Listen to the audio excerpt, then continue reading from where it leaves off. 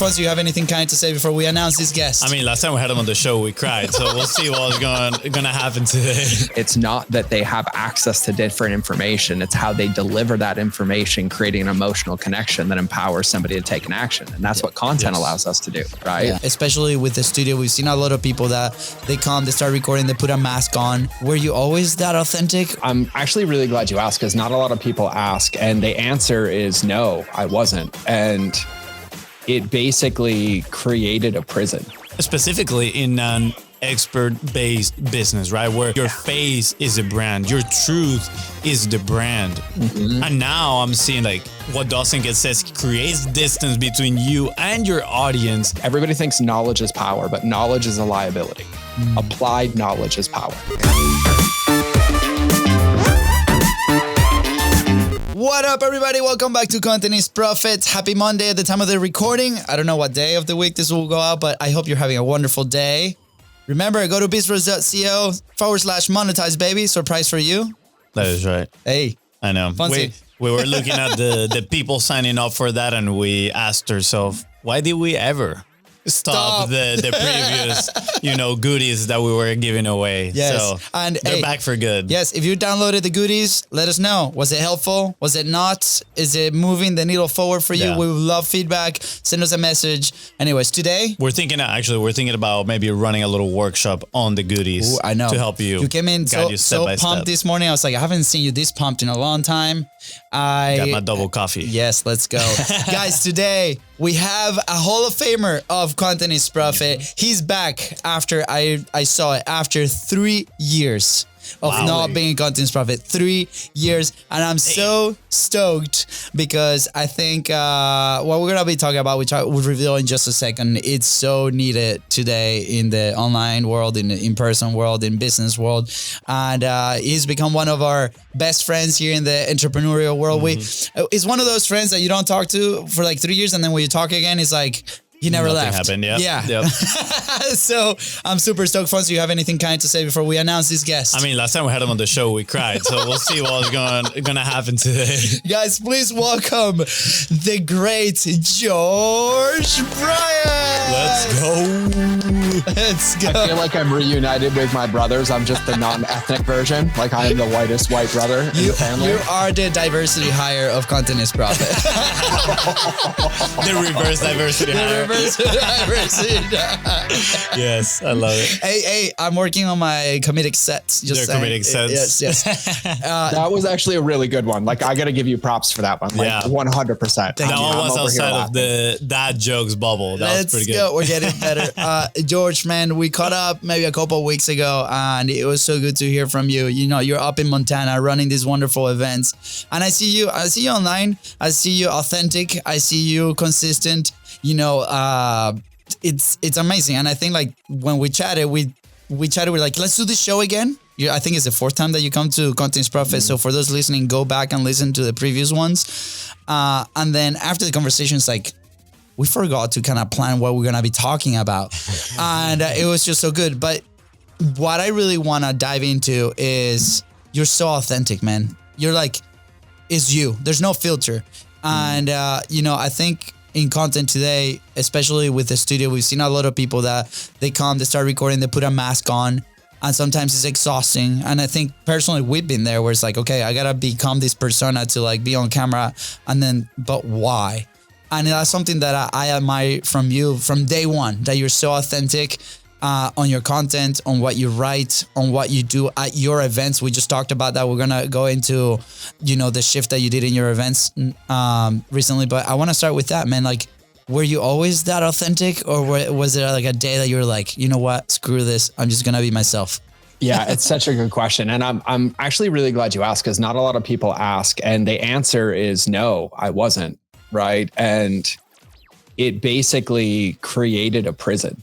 Right. And the way that I would equate this is like, if we all went to an entrepreneurial conference and we were in the room and we're like introducing ourselves to each other, the ones that we don't trust, that we don't feel safe with, are the ones that we can tell are putting up a facade. Right. And it's this thing that we do in person. But yet when it comes to being on the internet, we're like keeping up with the Joneses, right? We're like, oh, it's got to look this way or be this way or have this way. And truthfully, I learned the lesson the hard way, because you guys know, back when I was a food blogger, right? I built that brand. I had like 1 million followers. I had everybody, but it wasn't me. It was the version of me that the internet, quote unquote, fell in love with. But the cognitive dissonance was insane, right? Because it was like, truthfully, I've never said this. It felt like I was schizophrenic, right? Like I had this personality, but then when I would come home, I'd be like a completely different person, right? And like not knowing what was real, what was there. And then it's almost like keeping up with it too. Like I remember being in that brand and it's like, wait, did I just say that? I'm like, that wasn't honest. Like I didn't really do that. I didn't have that. And so it wasn't like this one big moment. There was one moment that shifted it all for me. And I'll talk about that in a minute. But it was truthfully what it looked like on paper as the business had grown, right? It was a 7-figure business. But eventually the allure of like this quote unquote personality started to run out, and I started to resent it. I started to like pull away and self-sabotage. And so what was doing, multiple hundreds of thousands of dollars a month, slowly over 2 years, eroded down to losing money every month, because the longer it went on, the less inspired and driven I was to do it, because it was like killing my soul. And truthfully, you guys know this, but I was a New York Times bestselling cookbook author in the paleo space. Well, this is the truth of all of it, is I wrote that cookbook and I'm on like a national bestselling media tour telling people to be healthy with their food. And I was still struggling with bulimia. Like I was purging behind the scenes. Like I was like stressed, overeating, not following my own advice. And it was like killing me. There's this one keynote where I was about to give it, and someone in my life was like, are you really going to go up there and lie to them again? And I knew exactly what it was meant. Like I knew instantly what was meant. Because I remember the talk like it was yesterday. I was going to give a talk on 3 ways to use food to create breakthrough results in your life, because how you do one thing is how you do everything. Yeah. And so instead of giving that talk, because once I was checked, like I couldn't unsee, right? And so I walked out on the stage, and I had this white and blue pinstripe shirt on that was like purple by the time I got on stage. I was drenched in sweat because I had to face every fear. Like I was like, I have to be honest with people. But I was like, my career's over. My publisher's going to fire me, right? I'm going to lose all my clients. No one's going to listen to this talk. And I'll never forget, I walked on stage and the only thing that came out of my mouth was, I have to say I'm sorry because I've been lying to all of you. And I like broke down in tears, and I was like, I'm struggling with this. I'm struggling with this. I'm struggling with this. And I couldn't remember another thing. Yeah. Right. And it was probably like 90 seconds of radical transparency, which there was this book that I had read called Radical Honesty. And I poured it all out. And then truthfully, I couldn't remember anything. So I'm just standing on stage and there's a couple hundred people in the audience, and I was in silence. Like I didn't know what to do. Every part of me wanted to run. Like I wanted to go jump off the stage, get in the back. And someone from the audience was like, okay, well, what are you going to talk about? And like nobody, and I mean like nobody had an ill reaction to it whatsoever. And I was like, oh, okay. And like, I kind of like recovered, and I was like, okay, I'll give my talk. Wow. But there was this feeling in my body that felt like I took a 10,000 pound gorilla off my back, right? Like I didn't feel like I was hiding anymore. And that was the day that I got it. And that was the day that I was like, holy moly, right? It's the same thing we teach our kids. Like we want them to tell us our feelings or tell them how they're doing in their day. And I want to acknowledge this too. We live in a world where authenticity is not really celebrated, right? Like we try to eliminate critical thinking. Like we can't have differences of opinions. And I'm like, you can vote for who you ever want to vote for. I don't care. Just tell me why and we'll joke about it or make fun of me, right? You can parent how you want to parent. Make dad jokes about the fact that I say I have to go pee-pee when I need to go use the potty, right? Like make fun of me, right? Yeah. But then in that season, what had really happened is that the more authentic I was, it had nothing to do with the outside world. The more in love with myself I became. And not from a place of like, I've accomplished this or I've achieved this, but like, just knowing this is who I am and this is who I want to be. And truthfully, it's been a muscle, and it's a muscle that requires flexing consistently, right? Like even for you guys, like I'll tell everybody, I hadn't talked to you guys. I was in prayer. I was like in a moment and I was like, I miss my bros. And I sent you a video half in tears. Yeah. And I was like, I miss you guys. I love you guys. Right. Like, it's like my heart's on my sleeve. Yeah. Yeah. But I also have to be unattached to what the response is to that, because it has nothing to do with me. Yeah. What matters the most is that I feel in alignment and in my power. And so it's been something that I've kept at the forefront of my life, as just letting people know how I feel, not judging or projecting, but like, no, like, this is who I am. Like, this is how I feel. And trust me, I've made many, many mistakes, because it is also a lesson in humility, because opinions change and information changes. And I've shared things and said things, and then I've been checked, and I'm like, thank you for your perspective. Yeah. I see that. Absolutely. I appreciate that. Thank you for mini canceling me. But it's been more of a journey than it has been like a finish line. Yeah. Because our perspectives change every day. But I think, truthfully, to the point of business, and you guys know this better than anybody, the number one USP or unique selling position that everybody has that nobody can touch is your identity. And it's the one thing that everybody's afraid to share. Yeah. And it's like, whether it's your comic or your humor or your take on things or your perspective, like, that's what makes you different, because everything else is a dime a dozen. Absolutely. Products are a dime a dozen. Content producers are a dime a dozen. But like, it's our unique view that makes us authentic and makes us different. But also, the only way to maintain it for any period of time, because I've been an entrepreneur since 2010. So I'm getting old now, like really old. Because if you don't maintain like who you are, you end up losing the version of you, and you're like living a story, and you're trying to keep up, and you're like, who am I today? And like, what do I have to put on and embody? And like, what character from The Art of Seduction am I playing? And like, it's exhausting. Yeah. It's exhausting. So that's how it was for me. Dude, that's awesome. I know Fonzie put a couple questions. Can I make a couple comments for you? I was just going to share a little story. I started to read a book, No More Nice Guy. Robert Greene. I know him very well. Yes. And I'm starting the first chapter. I started this weekend. And I'm like, the first thing is like, your authentic you, right? And that comes with the good things, and that comes with the bad things. And it's I'm sure that it's gonna be a life-changing book for me personally. And then so that's good. And the other comment I want to make is, I've been obsessed with like this comic show, and Tony Hinchcliffe, one of the feedback that he does to like on Kill Tony for his comedians is, every time, be authentic, be you. What's your story? What's your material, right? And you see all these people trying to do this, facade material on the comic side, and he hates it. He's like, no, like, what's your story? What's your thing? And I started resonating with that as soon as we started helping people with their content. It's like, what is our story? Like, what's our way to communicate? What's our way to tell this story? What's our way to do this? And I think, leaning into that is so challenging in a way at the beginning, right? I mean, you live there at the highest of the levels, but to face the camera, we talked about this with minimal viable content. I'm putting in the reps and different things. So that's why I think that topic has been top of mind, and hopefully it helps everybody that's listening today that, at least the three of us have had some horrible experience by not being authentic. And the second that we leaned into, to ourselves. And in our case, I remember having an identity conversation with Bart Miller, and he's like, just be you guys. Like, just like, you don't have to dress up for the podcast. You don't have to dress up for the meeting. You don't have to, whatever, like do your thing. And that removes so much pressure for us to put ourselves in camera and put our message out there. I think we live in a world that there's so many expectations, and when you're consuming content too online, you see how other people are doing it. You don't really know. Like you said, it's more like a feeling thing, energy. Like, are they being authentic or not? But at the same time, you're probably creating frames inside of your mind. Like, oh, well, if I'm going to be successful, I need to do it that way, right? But that doesn't feel quite authentic. And it's very interesting, right? Because it can lead through a very dark road, comparison, lack of probably self-confidence, self-esteem. Something I wanted to comment on that you mentioned was radical honesty, right? And there's something I really like this, because that's actually how I attribute my connection to my wife because of radical honesty, right? I had 2 previous relationships, 4 years each, right?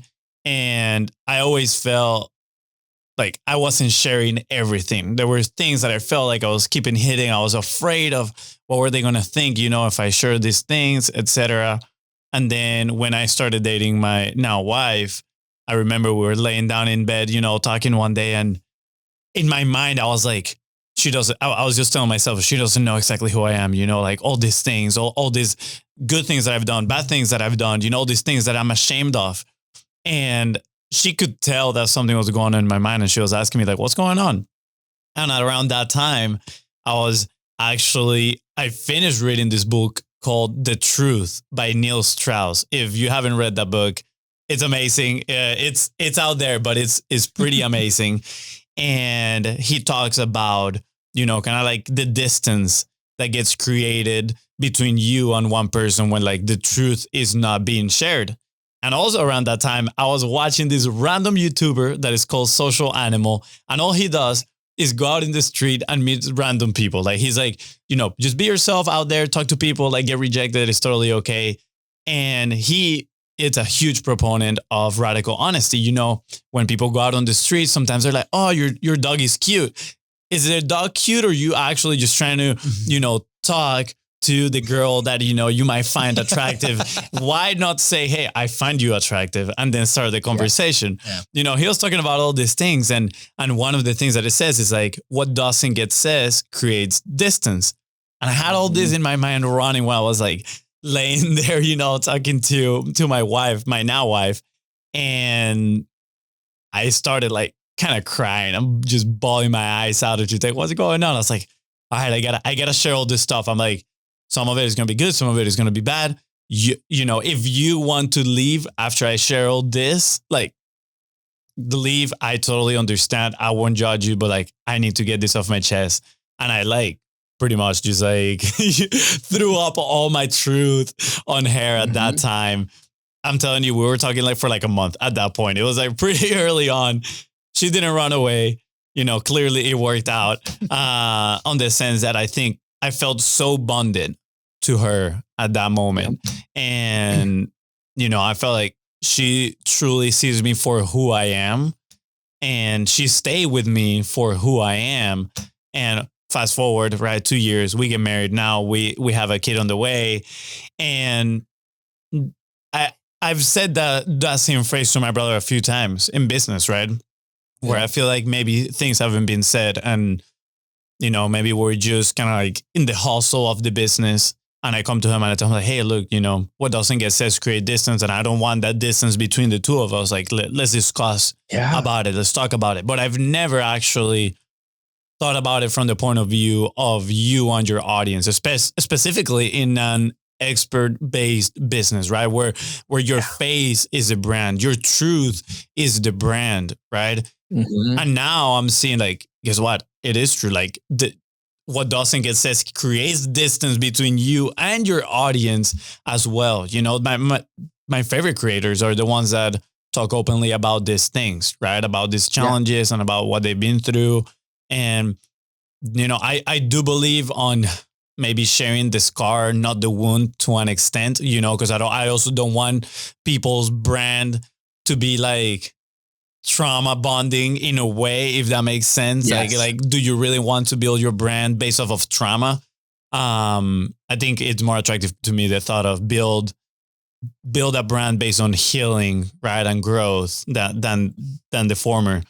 But I think it's interesting, right? And I want to explore that a little bit, right? Like that authenticity with your audience. And I think this resonated with you because you're like, oh, let me say something. Oh, bro, I'm like, well, this is the thing. We need like a 20-hour podcast between the three of us. So like, first off, this is the intro. Reading, this is the intro to the series. The series. I'm not ghosting again. As much as I love that we catch up after 3 years, I'm like, I just missed both of your energies in my life, and you're in my life all the time anyways, but I can text. And the first thing on the book, it's Robert Glover. I said Robert Greene on accident because I said The Art of Seduction earlier, but Robert Glover for No More Mr. Nice Guy. And for both of you, and like to your point, radically, my best friendships, and including my relationship, which is incredible, is the same way. But even if we remember how you and I met, when we met, I was like, hey guys, here's where I am in my life and here's what's happening. And I could use some help. Can you come MC my event? I want your energy. Like, this is what's happening, right? Like, Yeah. We're all so close because there's no distance, because it's like all of who we are. Yeah. And to your point, I think it's huge. And back when I was pretty good friends with Tucker Max, I was in his kitchen one day and he shared this with me, and we were talking about books, and he said, you can't write a book that you're still in the middle of living. And it was a really profound piece of advice. And to your point, there's a difference. And I talk to people about this with authenticity. There's a difference between authenticity and intimacy. Intimacy is the details, the stories, the things that not everybody needs to know. And we see this online too, where people are like bonding over the trauma and the stories, right? Yeah. But authenticity is acknowledging that something happened, but choosing, to your point, the healing lens or the frame, but not pretending it didn't happen. Like I can say like, oh, I navigated a divorce, or I navigated a failed business, or abuse as a child. Yeah. But the moment I go into unpacking all of those details, it's not serving me or the other person. It's really bonding over these details that disempower people. So I think it's a really, really, really, really important point to talk about it, because to your point and my point, in doing content, and I've been doing videos since like 2011, like I was on like Meerkat and Periscope and all those things that were out there. The only clips of my entire career that have ever gone viral are all the ones where I said the things that I was afraid to say, but just from a lens of integrity. Like one of mine that went viral is when I was a food blogger and I started telling everybody I had been struggling with bulimia. But it wasn't that I was like, oh, here's what I'm doing and here's what's happening. I'm like, hey, here's the things that I'm facing. I'm just like you. Yeah. And here's what I'm doing about it. And like those clips are the ones that always went viral, and all the videos and the content, even my podcast, the ones that tend to get way more listens than other ones are the ones where I'm sharing authentically, but to your point, from a place of empowerment, not disempowerment. And there are things in my life that I'm navigating that if I'm still in the middle of, right, if I'm having an emotional charge in my body, it's not time for me to go teach somebody how to walk through it. I can acknowledge its existence. Like I'll jump on content and be like, hey, I had a rough morning this morning, like navigating a divorce and not knowing how to handle this, but I'm going to find this and this and this. And there will be a time where I'm on the other side, and like that's where the lesson is best shared. So it's such a valid point. And also kudos. I love that you did that, because that is genuinely like the number one secret for all the deep friendships, business partnerships I have. Like I even had, I'll be honest, I have a client right now who pays me copious amounts of money to help them scale their business. And we had a call at the beginning of the week last week, and we were supposed to do sales page copy and all this stuff. And she's like, hey, how are you? And within 2 minutes, I was bawling, like, and she's like, tell me. And then she's like, me too. She's like, we got time. God gave us this today. This is how we're going to support each other. And she's like, I love you. I want to support you today. Yeah. You're still valuable to me as a coach and as a gang, and that can wait. And it's real and it's authentic, but it also makes me feel safe and empowered, which brings my best work to the table. Yeah. Because I'm not wondering like, oh, what are they going to think? What are they going to feel? Right. So there's so much depth that happens when we own it. And to your point, and I would ask you this, but I'm pretty sure I know the answer. As scary as it is to face, right? It's like you face every single fear in your brain at one moment, right? You're like doom scrolling on Instagram in your brain, right? And then the moment it comes out, you're like, why did I make such a big deal out of that?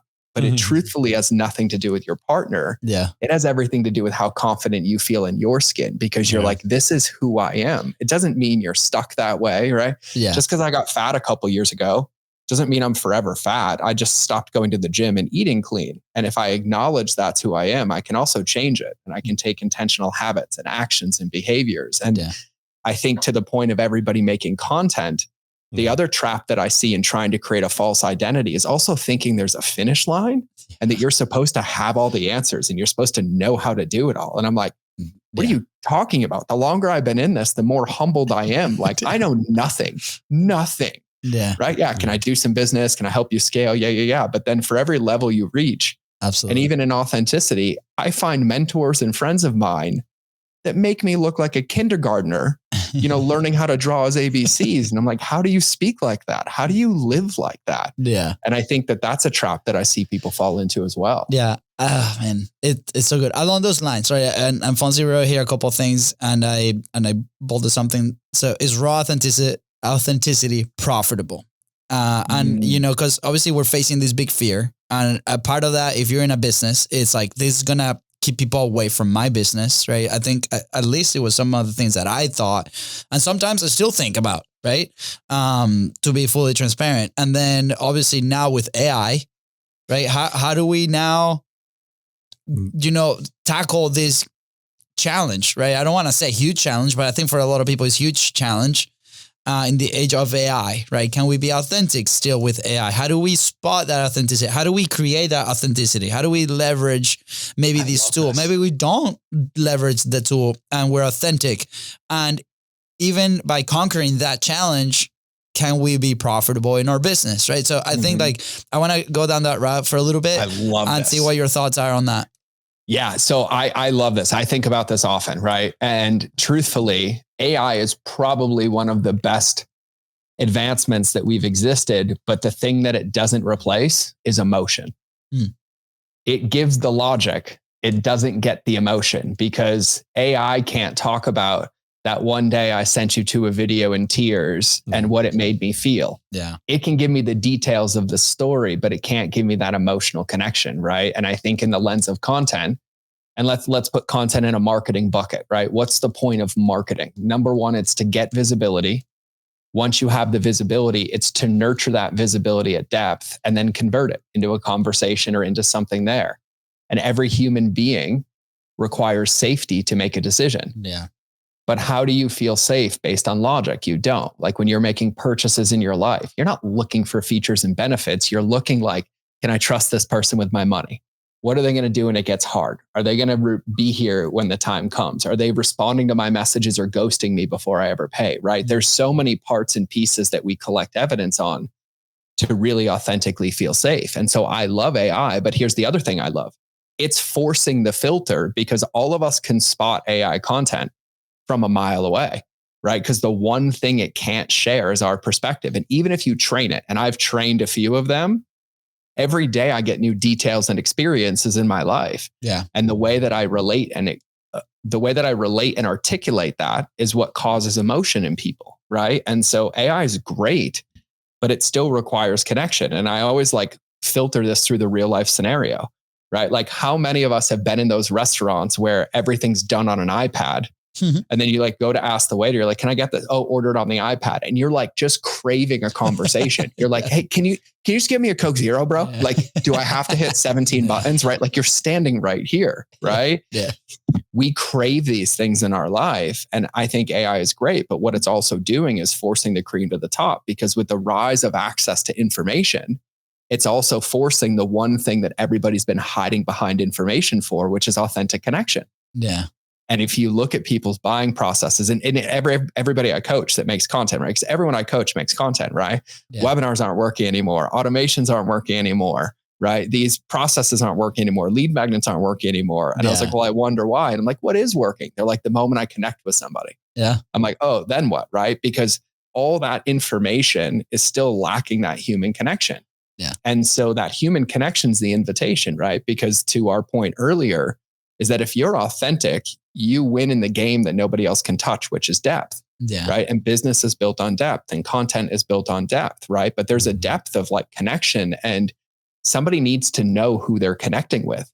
Right. And nobody can do that. Just as much as I can logically explain what your brother did in that conversation, the way that you did it is your art. That's what created the connection with your partner, right? AI can't do that. Can you imagine hey, here's every skeleton in my closet. Please craft a conversation for me to share with my partner. Yeah. So that she doesn't leave me. And you would read it and you'd be like, well, nope, that ain't going to work. It comes back saying, it's do not do that. Yeah. And so the way that I look at AI is an incredible tool to build the resources or information that used to take our time to connect with people to allow us more time to connect with people, right? I can get frameworks from it. I can get tips from it. I can get things to share, but the thing that it will never have is my perspective. And I think that's where authenticity genuinely wins the game. Yeah. And it's going to be the continued conversation. Yeah. I have a battle with AI because I think I value a lot people that know how to think. I value a lot seeing somebody and knowing that, those words that I'm reading came from actual connections in their brains and conclusions that they developed through their own experiences. So I have a very hard time kind of like believing in AI in a way. I do think AI, obviously, like you said, I think it's one of the biggest advancements in technology right now, and it's gonna just get bigger and bigger, right? And definitely is gonna be implemented in ways that is gonna help society and humanity in massive ways, right? But in the marketing space, in content creation space, specifically for expert-based businesses, it does bother me a lot when people, outsource their creativity to AI. I think AI is a great tool for synthesizing your own knowledge in certain ways. Like we have this conversation here, and using this conversation and only these conversations, and use AI to maybe help us, spot the specific moments and stuff like that. I think that's how I personally like to use it at this moment, but not to create a piece from scratch, like do this, right? And then maybe I'll input my story here. No, part of what makes me an expert is, this limited special knowledge that I have that, I connected in very specific ways to other topics, and other people cannot do that, right? Because it's my own experience, it's my own knowledge, all that stuff. So I do have a challenge with that, but I like where you go with AI. Yeah. Before you ask the question. Well, real quick, I just want to make a reference. When we were having one of our first conversations about AI, we actually said my prognostic, is that the right word? My forecast, I guess, was that live events, prognosis, live events and in-person things, right? We're going to just rise in value just because of what you mentioned on the restaurant with that example, because people are going to crave, after just hanging out with the machine for so long. You know what? You're just going to crave so much that connectivity. A cool episode is like the battle of the sales letters. So you have one sales letter that's written by AI and one that's written by a human being. And they're selling the same product, and you put them, back to back. Be like, okay, this one, or you actually test both and be like, okay, who bought, what, I don't know, probably somebody did already. If you've done it, send it over. We'd love to see. Yeah, I'm sure. I think sales letters might fall under the category. I don't know here, but I think I might fall under the category of AI beating a human just because it has so much data to draw upon, like good sales letters and like crafting stuff like that. Although good sales letters have stories and have anecdotes and obviously pull the emotional strings. But I do think AI can draw a lot of that for a sales letter. But when it comes to creativity and like creating content and connection and all that stuff, like it's impossible. The human, I think, is irreplaceable. Like that human element is just irreplaceable. So yeah, I was gonna say on the sales letter, I think the important frame to have in your brain is it's also dictating the depth of the person that you're attracting, right? Can AI write a sales letter better than a human? 1,000%, right? I have no doubt in that mind whatsoever, but also it's the depth of what you're trying to attract. Like think about how every single workout in the world that you could ever want to accomplish is free online. Yeah. So why do people hire personal trainers? Yeah. Right. And so it's not that they have access to different information. It's how they deliver that information, creating an emotional connection that empowers somebody to take an action. And that's what content allows us to do. Right. Yeah. Like we're educating, we're entertaining, but we're also empowering people to be a catalyst for their change. And so like, that's where that unique perspective comes in. Right. Because I can go pull workouts galore. Doesn't mean I'm going to be the best trainer ever. Exactly. Right. Like, but people are going to make decisions differently based on the depth of like how they're connecting. And that's truthfully what we're seeing across the board. Like I have people who have built multi-6-figure businesses using just AI, but you want to know what ceiling they're stuck at is that one. And they can't get past it and they can't get past it. I'm like, yeah, but where are you in this? Like now you're out of the people that were just problem aware or solution aware, just chasing the right answer, but was never interested in doing the work. And it's almost like if we go back 10 years ago, everybody buying $17 mini offers. Remember the bundles? Everyone would like put bundles together. Oh yeah.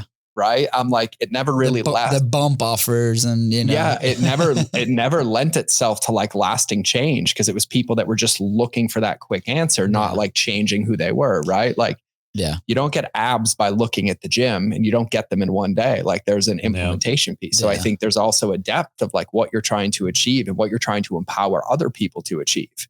And that's really where the difference is made for me. Yeah. I love it. I think this is a great opportunity for entrepreneurs and content creators to plant their flag, right? And it's like, look, this is me.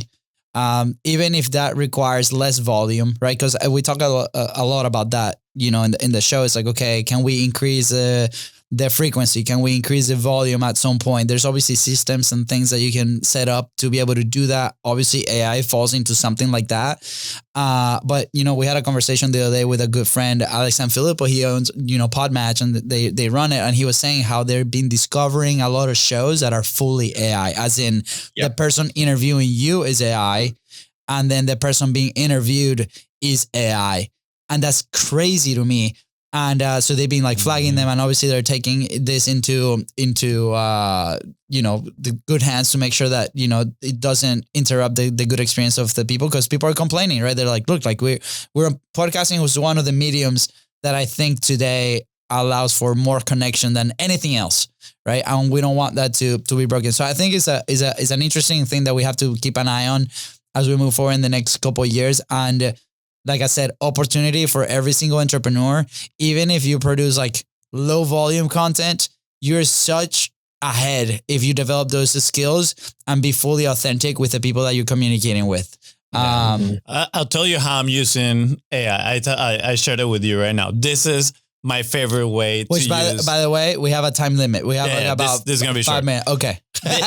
George, I'm saving you, man. I'm saving you from Fonzie hug the mic. I'm telling you how I'm using AI. I'm using it to build more of my specific knowledge, right? Mm-hmm. So research a little bit and then distilling that information, right? And then putting it in a way that is accessible for me to kind of like study it. So I have a piece of software that when I'm watching a YouTube video, I can, after I'm done watching it, right? And if I find it interesting and I'm like, I want to keep this knowledge, right? I know that now I need repetition. I'm not going to just keep it by watching it once. I need repetition, right? I need to study the terms that are in there, the concepts, the stories that I want to, keep in my brain.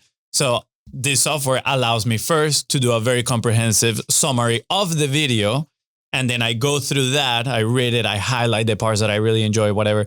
And then I create flashcards, right? Questions and answers. And then I put those flashcards into an app called Anki, which is on my phone. And I can go through the flashcards rather than scrolling on Instagram. I can go through the flashcards and, review all this knowledge that I want. But whenever I'm going to create something and craft something, right? Like maybe I will use AI to maybe guide me a little bit and give me some ideas. So it's like, what are things that I could potentially talk about? Like this and that. Give me a topic. But I feel like that's in a bad day. I don't really use that much. But then I will use my own personal knowledge, right? What I'm reinforcing through these kind of like Anki cards, I use that to create the content. So that is the way I personally use it and how I see kind of like viability for expert-based businesses with AI. I like it post-creation, like you said, support on resources, support on things. But anyways, George, as we wrap up the show, is there anything else that you want to add? Any other cool events that you guys are prepping? What's happening in the life of George? Yeah, I love it. Well, you guys know, and I'm going to get you guys back in Montana and one of the Airbnbs and back to an event. My brother still needs to do that.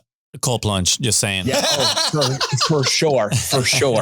Wow. And we just wrapped an event, but like to your point, right? Like people crave connection, and we just wrapped an event for entrepreneurs. And the number one thing, they're like, I'm so glad I came. Like you can't replicate this. Like this is where magic happens. We have another one coming up in April, but really like the thing that I love, and you both know this more than anything, is my podcast, right? Like I just love serving people and supporting people, and I dive into all these topics. And so, for those that are wondering, it's not as good as these two because it's just me and me with a guest. But I do talk to myself pretty well. You might think I belong in a straitjacket. I probably do. But if you can extract the nugget and implement it, it's good. And it's called the Mind of George Show. And then we do have another event coming up in Montana, which is, God's country, which you guys have seen. Amazing. So good.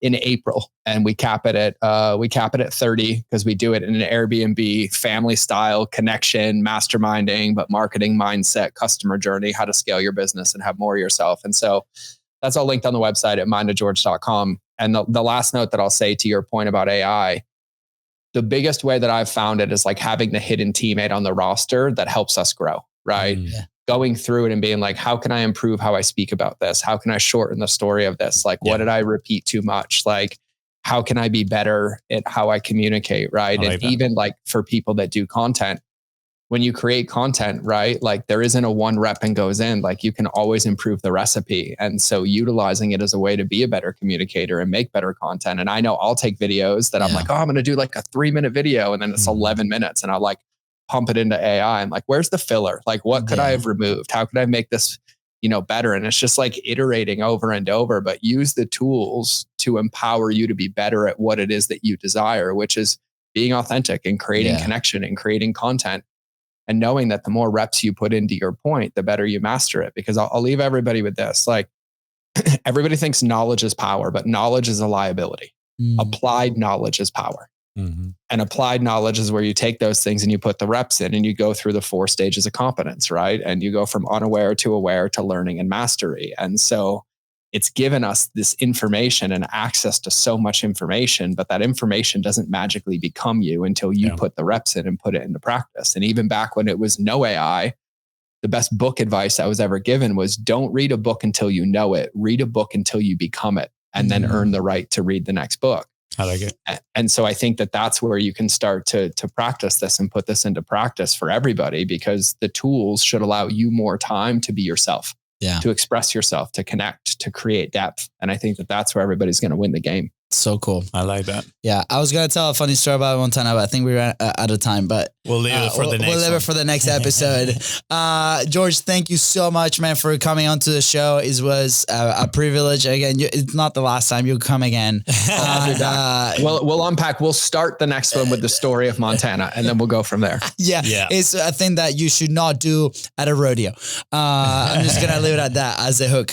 But anyway, Fonzie, anything else that you want to add? Just grateful, man. I'm so happy to have you back in our lives, and I'm excited to just know now we're one text away. We just, we just gotta keep that reminder that it's okay to text our friends and that we're not bothering them. Yeah. Well, thank you guys. I love you guys. All right, guys. With that said, thank you so much for tuning to the Contents Profit podcast. Go ahead and follow the show in your favorite podcasting platform and on social media at BizBrosGo. That is right. If George here help you move one step closer towards your goal, please don't forget to share this episode. And of course, don't forget to leave a 5-star review.